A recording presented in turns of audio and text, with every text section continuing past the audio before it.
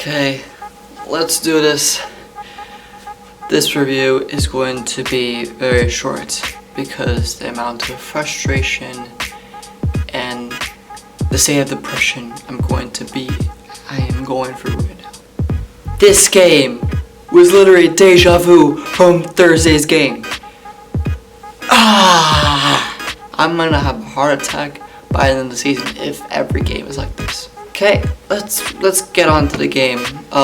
Kings had the same lineup as Thursday. They just had their third defensive pairing different. They had Sean Walker and Curtis McDermott back in the lineup, and then we also had Kyle Peterson backing up Quickie. First minute into the first period, Kings get unlucky. Matt Dumba puts it on net, hits Curtis McDermott's leg, goes in. Unlucky bounce for the Kings, and it's quickly 1-0 for the Wild. And for the rest of that first half of the first period, the Wild looked like the more dominant team, having the possession, having the more quality chances. Towards the ending of the first period, the Kings are looking like the better team. Kings are in the Wild zone. Wagner shoots it on net. Velarde and Kempe scramble. Velarde gets a piece of it, and it somehow is go in. And we finish the first period at a 1-1 tie. So far, on our deja vu scale, it's pretty similar to Thursday's game. Thursday's game, Wild scored first, had a pretty lucky goal as Blake Lizotte collided with Quickie, not letting Quickie to have a chance at saving the puck. And by the end of the first period, we saw Carter score a lucky goal. First period ended 1-1 on Thursday. Today, the same thing happened.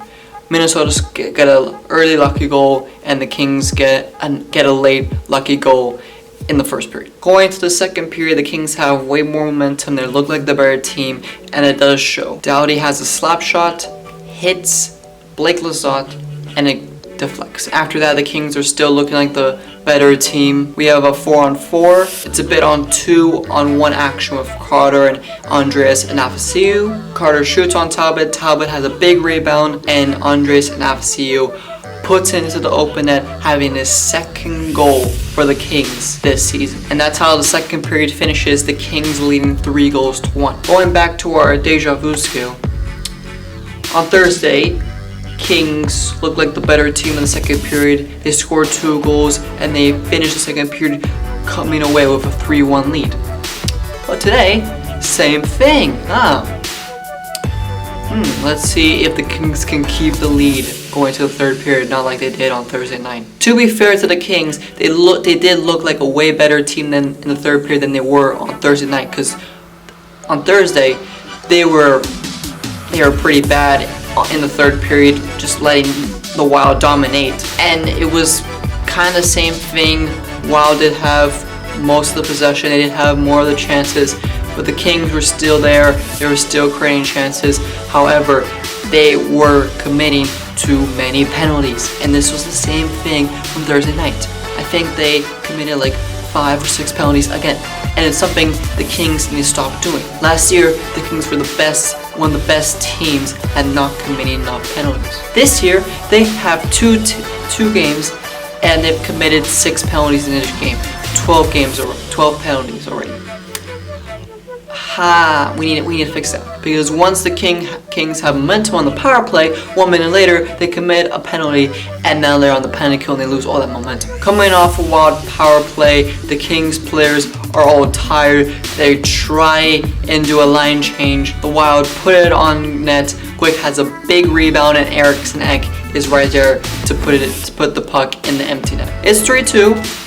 No worries, Kings still have the lead. As we get on to the end of the third period, the Kings haven't let the Wild tie it up yet, and are looking like they're gonna win this game. But no! With 1 second left in the third period, Kaprizov passes to Ryan Suter.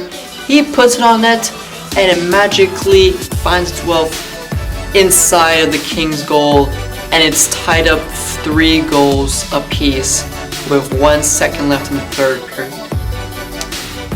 And at that point, I was like, you gotta be kidding me. We were 1 second away from winning this game.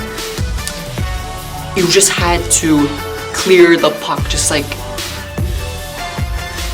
these are the most frustrating things of all time, is when you lose a lead with 1 second to go in the game. It's just the most annoying thing. So, back to our Deja Vu scale. On Thursday night, the Wild scored 2 goals in the 3rd period heading into overtime. Same thing happened today. This is not really looking that well. 2 games in a row, Kings are going to the 3rd period with a 3-1 lead, and both times they have choked the lead, and their opponent has forced them, or we should say the Wild, have forced them to overtime for a 2nd straight game. In OT, the Wild look like the more dominant team. The Kings can't get any chances. The Wild are controlling the puck in the offensive zone. The Kings have tired legs on the ice, especially Sean Walker, who was probably defending for like 2 minutes straight. And with 10 seconds left in overtime, guess who? It's, of course, Kaprizov, who passes it to Marcus Johansson, who doesn't get the cleanest shot in the world, but it goes in past Quickie, and the Minnesota Wild win for the 2nd straight game against the Kings, 4-3 in overtime. Looking back at these last 2 games, the Kings should have 4 points. They should have 4 points and not 2 points. Going into the 3rd period for both games, 3-1 up. And you still choke it and you still lose an overtime. I'm just saying the Kings need to learn from this. They need to learn from this and take this as a lesson, because you're not going to get these type of chances that often, that you can able to win a pretty good team twice in a row. That's kind of my review for tonight's game. Didn't really want to make a pretty long one because of all these emotions I'm going through right now, but I'll survive. Next week, the Kings play 2 straight games against Colorado at home. I'll see you then. Thank you for watching this review. I am Seb, Kings fan. I'll see you next time.